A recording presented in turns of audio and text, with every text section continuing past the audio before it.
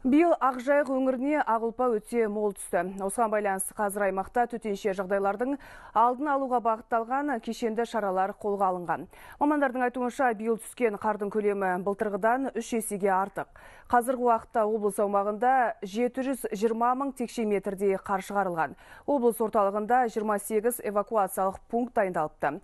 Тасқынға тосқын қою шараларының барысы жөнінде бізбен сол өңірдегі тілшіміз Талғат Серікқалиұлы тікелей қосылым барысында айтып бермек.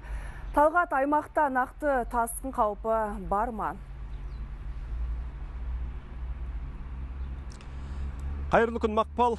Аймаққа ақ ұлпаның мол түскені рас, ал тасқын қаупі бар ма деген сауалыңызға келсем, егер күн күрт жылынған жағдайда күтпеген оқиғалардың болуы мүмкін екендігін мамандарда жасырмайды, жоққа шығармайды. Сондықтан қазір аймақта қолдағы барлық күш пен техникалар осы тасқынның алдын алуға жұмылдырылып жатыр.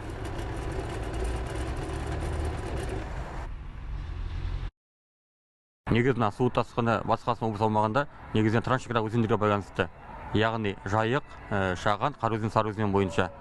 Енді Орынбор, Саратов облыстарындағы берген мәліметтер бойынша, оларда биыл қардың түсуі жоғары болып отыр көрсеткіші. Яғни бұл өзендерден су келеді деп күтеміз. Жалпы су тасқыны қаупі бар облыс аумағында. Талғат, су тасқыны қаупі бар деген нақты белгіленген аймақтар бар ма? Және осы орайда қандай жұмыстар атқарылып жатыр? Мақпал, тағы да қайталап өтейін, мамандар тасқын қаупінің бар екенін жасырған жоқ. Қар көп түсті. Енді бұл тасқын судан әсіресе облыстың орталығы осы Орал қаласы менен Бәйтерек ауданы және солтүстік бағыттағы Тасқала, шалғайдағы Казталов аудандары зардап шегуі мүмкін екен.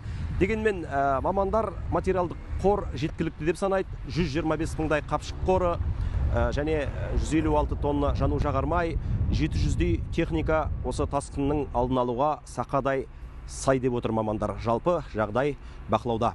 Мендегі ақпарат әзірге осы. Мақпал, сөз кезегі өзіңізде.